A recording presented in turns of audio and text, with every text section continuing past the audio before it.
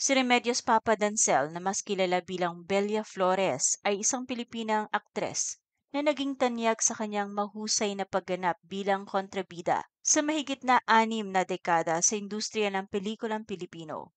Sa kanyang natatanging talento, naiukit niya ang kanyang pangalan bilang isa sa mga haligi ng Philippine cinema, partikular sa pagganap ng mga papel na may matinding karakter.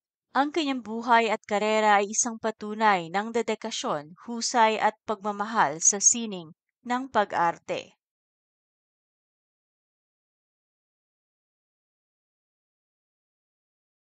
Si Belia Flores ay isinilang noong Pebrero 27, 1929 sa Santa Cruz, Maynila. Anak siya ni na Matias Dancel, isang gumagawa ng tsinelas, at Emilia Papa. Sa murang edad, ipinakita na ni Belia ang interes sa pag-arte habang nag-aaral sa Far Eastern University bilang isang sophomore. Nabigyan siya ng pagkakataong lumabas sa kanyang unang pelikula na may pamagat na Tatlong Balaraw. Noong 1950, siya noon ay edad 21. Ito ang naging simula ng kanyang makulay na karera sa showbiz.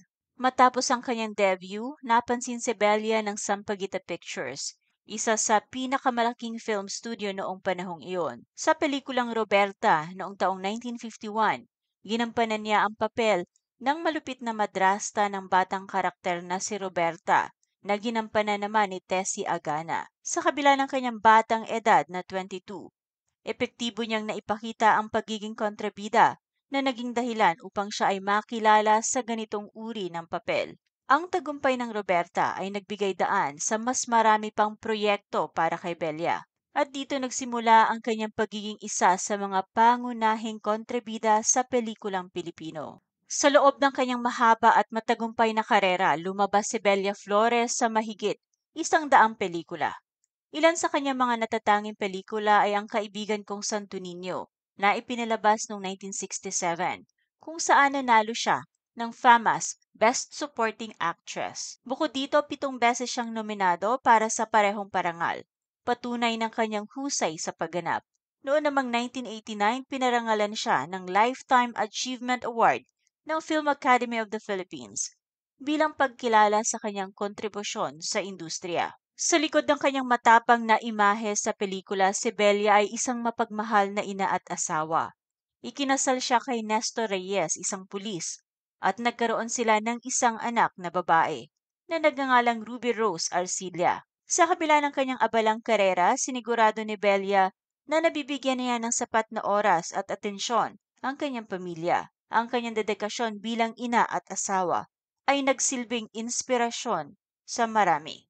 Hanggang sa kanyang huling mga taon, patuloy na lumalabas si Belia Flores sa pelikula at telebisyon.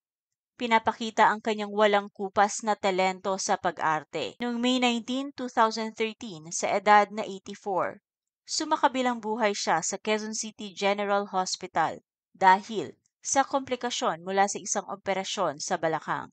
Ang kanyang pagpanaw ay nagdulot ng pagdadalamhati sa industriya ng pelikula at sa kanyang mga tagahanga. Ang kontribusyon ni Belia Flores sa pelikulang Pilipino ay hindi matatawanan. Siya ay kinikilala bilang reyna ng mga kontrabida at nagsilbing inspirasyon sa maraming artista na sumunod sa kanyang yapak. Ang kanyang kakayahan na gawing makatotohanan at makabuluhan ang bawat papel na kanyang ginagampanan ay nag-iwan ng malalim na marka sa industriya.